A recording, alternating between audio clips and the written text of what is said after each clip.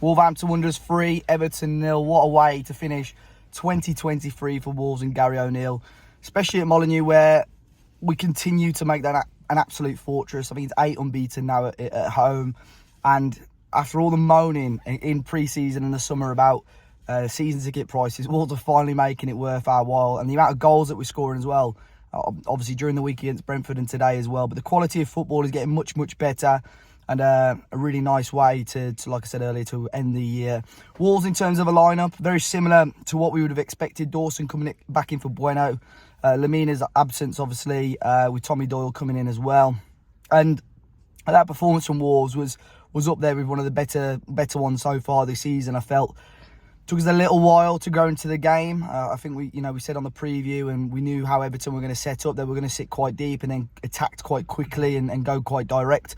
And they caused us one or two issues. But I think the key fact is that Wolves were able to get the first goal and go into the break a goal up as well. And ultimately that made life, difficult for Everton because they couldn't really play the way they wanted to.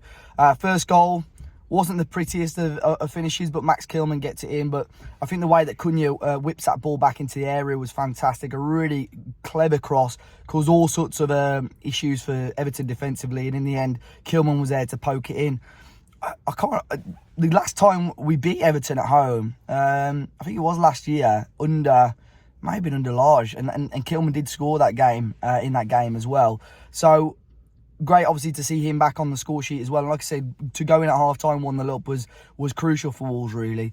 But the amount of times that managers at Wolves, Nuno, Lage, and probably even Lopetegui would have set up really defensively in that second half and made life difficult for ourselves. I think a lot of managers would have parked the bus and sat with that 1-0.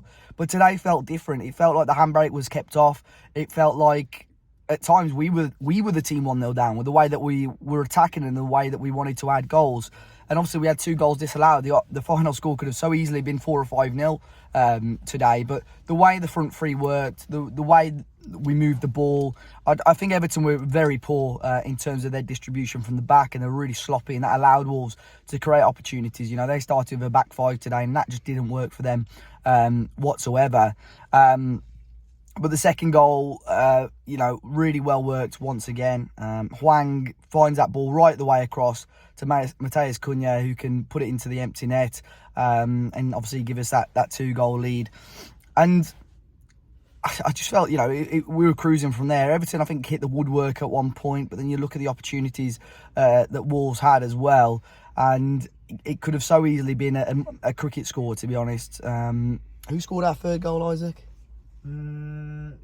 Dawson. Yeah, Craig Dawson. That one's a strange one. That was out of nowhere as well. Cunha with a brilliant ball in, and Dawson almost sticks his leg out. Pickford's off balance, and obviously finds its way into the back of the net. And then we see the return of Pedro Neto coming onto the pitch. Fantastic, obviously, to see him. Ryan Aït-Nouri, who had a phenomenal game, ended up coming off, looked really frustrated. Of course, he's going to go to the Africa Cup of Nations now with Algeria.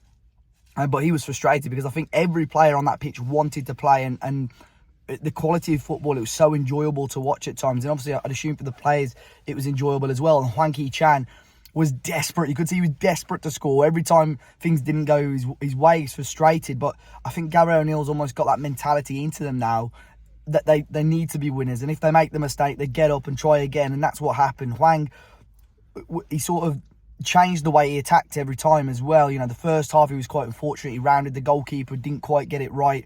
Second half he spun back onto his right foot and left the defender on his backside, and I think he kept the outside of the post. And then he had 1 or 2 opportunities, one which was tipped wide by Pickford, which he used his left foot, one which he scored from his left foot as well, and unfortunately he was just offside. And then Neto as well, it was like he'd never been injured. The way he came back onto the pitch, beat the defender, and unfortunately hit it over the bar, but then Hwang found him and a beautiful finish. But again, Hwang was slightly offside. So the overall quality of the game was good from Wolves. Like I said earlier, I think Everton at times made it a tad too easy for us because they were really poor with their distribution from the back. But now, what did I say? 3 wins on the bounce, 8 consecutive games unbeaten now at Molineux as well. And Wolves are in a really nice position. I think, believe it or not, I know United have got games in hand, but 3 points now off European places. I know there's a big chunk of teams, and of course there's a long way to go, but I would have been very surprised if anybody predicted that we would get 9 points this time last week from our next 3 games. So Wolves are in a very good position. Isaac, any other points you wanted to be on the video? Not really. To be honest, I didn't really expect 9 points out of the last 3 games, but we obviously have. I would have took 3, to be honest. That was 3 out of the last 3. I mean, well, I would have took a draw against Chelsea and Brentford, but the performances. I mean, 4 goals last week and then 3 today. Brilliant. A good way to end the year. Exactly that. But I'll have to look at the exact stats now. I think before today, Wolves were just 1 point behind the total that Nuno had when we qualified for Europe. Of course, there's a long way to go, but VAR has been against us. Yes, we picked up some, you could say, freak results against City and Spurs, but there's also been other games like the Luton game and Sheffield United games you would probably want us to pick points up from in the reverse fixture. So, who knows? Momentum's good. Got a nice little break now. We play Brentford in the FA Cup. Then we've got a nice little break. Let's see. But times are good for Wolves, guys. Great way to end the year, to go into 2024. Hopefully a productive transfer window. Of course, we missed some players with the international tournaments going on. But hopefully 2024 is even better than this last year. But Happy New Year, guys. Be sure, as always, to hit the like button, subscribe to the channel if you're new. And I'll catch you guys very, very soon.